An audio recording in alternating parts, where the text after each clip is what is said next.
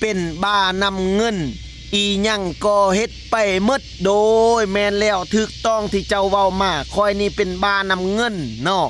ย้อนคอยทุกข์คอยยากคอยลำบากคอยขาดเคินเนาะคนเฮาน่ะเกิดมาบ่ว่าแต่ไผดอกว่าสิมีความสมบูรณ์แบบเนาะเกิดมามันก็ต่างกันมันก็มีคนทุกข์ก็มีคนหั่งมีคนร่ำมีคนรวยเนาะเกิดมาจากท้องแม่บ่มีไผดอกว่าสิกำเงินออกมาเนาะไผก็หาไผก็เฮ็ดไผก็ซอกแต่ว่าหน้าที่การงานของไผของลาวเนาะเจ้าสิไปใดดีจิเป็นพนักงานทหารตำรวจบ่หรือว่าจิเป็นพ่อค้าสาวขายบ่นักธุรกิจบ่เป็นเจ้าของโรงแรมคอนโดก็เรื่องของเจ้าเรื่องเงินเรื่องคำนั่นค่อยก็อยากได้ค่อยก็อยากห่างค่อยก็อยากมีค่อยก็เฮ็ดด้วยสุจริตหากินสู่ชีวิตไปวันๆเนาะพี่น้องเนาะมันแตกต่างกันอาชีพการงานของเฮาเนาะคนเฮาทุกๆคนบ่มีไผคือกันเกิดมาเนาะบางคนก็อยู่ห้องจักรโรงงานห้องลาห้องการอยู่ห้องแอร์บางคนก็เป็นเจ้าของบริษัทประธานประเทศบางคนนี่ก็เป็นแม่ค้าสาวขายแบกหาบ3ล้อบางคนก็เป็นกรรมกรบางคนก็เฮ็ดไร่ไถนาเฮ็ดไร่ไต่ค้อนเพื่อเลี้ยงชีพของตัวเองเพื่อได้กินได้อยู่เนาะเฮ็ดหยังก็เฮ็ดพี่น้องเฮาบ่เฮ็ดทางที่ผิดกฎหมายบ่ค้าขายยามายาเมายายาโลอินเฮาบ่ค้ายาสูบวินกินซ่าเนาะบ่ค้าขายสิ่งที่ผิดกฎหมายเนาะพี่น้องเฮ็ดหยังสิ่งที่เฮาเฮ็ดได้เฮาเฮ็ดไปโลดสู้ส้นชีวิตเนาะจิเหือไล่ไข่ย้อยก็ยาเนาะแม่นคอยนี่เนาะเป็นคนทุกข์คนยากลำบากขาดเคินแต่ว่าเรื่องเงินค่ำนี่คอยก็อยากห่างอยากมีคอยก็อยากมีรถมีล่างอยากมีบ้านมีซองอยากมีเฮือนมีซ่านเนาะอยากมีรถดีๆมาขี่แต่บุญวาสนาตัวเองบ่ถึงพ่อแม่พาเกิดมาทุกข์แล้วเนาะจะให้คือเจ้าก็สิบ่คือปานใดดอกเนาะแต่ว่าคอยนี่เป็นบาเงินเนาะคอยหาเงิน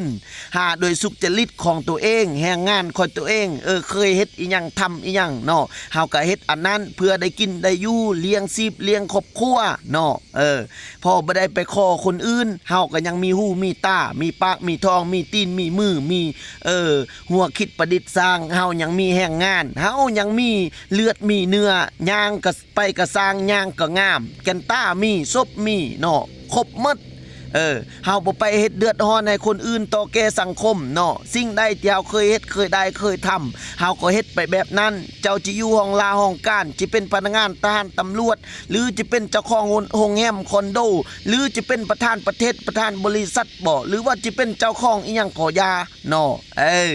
คอยนี่อยู่เพียงสำนี้แหละคอยน่ะเนาะคอยกับบ่ไปกบกายเรื่องคนอื่นบ่ไปเว้าให้ผู้ใดเนาะอยู่ไปสไตล์ของตัวเองหากินด้วยสไตล์ตัวเองหากินด้วยสุจริตเนาะบ่คิดว่าสิไปเฮ็ดทิ้งที่ผิดกฎหมายแล้วเฮ็ดให้ความเดือดร้อนต่อแก่พี่น้องประชาชนบ้านเมืองเนาะก่อกวนอันนี้อันนั้นเนาะคอยเป็นคนแนวนี้คอยน่ะมีอีหยังคอยหาได้สำได้อ้วนลูกอ้วนเมียอ้วนครอบครัวคอยกินสำนั้นเนาะตามชีวิตของคอยอยู่สไตล์ของคอยเนาะคอยจะกินเพื่อกินมันข้าวขัดแรงแกงขัดหม้อจีนอนอันทุกจีอยู่อันยากคอยจิกำจีดำจีเล่จีสกปรกบ่นอนแม่นแต่ตัวนอนหรือว่าคอยจิกินอันสกปรกอันเปื้อนอันเน่าอันบูดกินแต่มันต้นกินแต่สาลี่ก็แม่นเรื่องของคอยเนาะคอยก็บ่ไปเดือดร้อนให้คนอื่นเนาะบ้าก็อยู่ตามบ้าคอยคนบ้าแล้วคอยก็อยู่ตามบ้าเนาะก็บ่ได้ว่าให้ผู้ใดแล้วก็บ่ได้ไปขอนำผู้ใดแล้วก็บ่พัฒนาว่าจิห่างจิมีจิรวยบ่ก็บ่ฮู้อนาคตเนาะบางเทื่อคนเฮาเนาะยามนำขึ้นเขาเอิ้นว่าป้ากินมดเนาะยามนำแห้งมดกินป้าเนาะอันนี้ไม่ลมจังคามคนลมอย่าคามเนาะอันนี้แหละคำโบราณเพิ่นว่าความทุกข์อยู่กลางบ้านเกอเยอะจักจะคือเนือนเพิ่มมือเด้อบ่ฮู้เนาะอันนี้แหละบ่พัฒนาห้อยนำห้อยทุกบัดย่างเขาว่าเนาะเว้นจากไผบ่ได้เนาะทุกคนค่อยก็อยากห่างแต่ว่าอนาคตนี่ก็บ่ฮู้ว่าค่อยสิเป็นแนวใดค่อยก็ยังยาวอยู่อายุค่อยเนาะลองเบิ่งก่อน บ่ฮู้ว่าตัวเองสิเป็นแนวใดบางเทื่อสิบ้ากว่าเก่าบ่จักคือเขาเว้า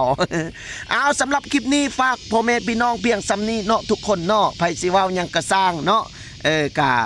แล้วแต่พ่อแม่พี่น้องที่อีต้นฮักแพงฝากกดไลค์กดแชร์กดติดตามฝากอุดหนุนสินค้าเด้อพี่น้องเอ้ยบ่าวพรวิไลก็มีแบรนด์เป็นของตัวเองก็มีแต่ยาดีตังส่งนี่ละเนาะผู้ใดเอาไปกินก็ดีเมิดเนาะทุกคนผู้ใดก็โทรมาสั่งเอาผู้ละ2ผู้ละ3ตื่มเนาะลูกค้าเก่าไปเฮอพ่อแม่พี่น้องอยู่อ้อมข้างกินไปก็ดีแล้วโทรมาเรื่อยๆบ่าวพรวิไลก็เฮ็ดบ่ทันแล้วเดี๋ยวนี้เนาะ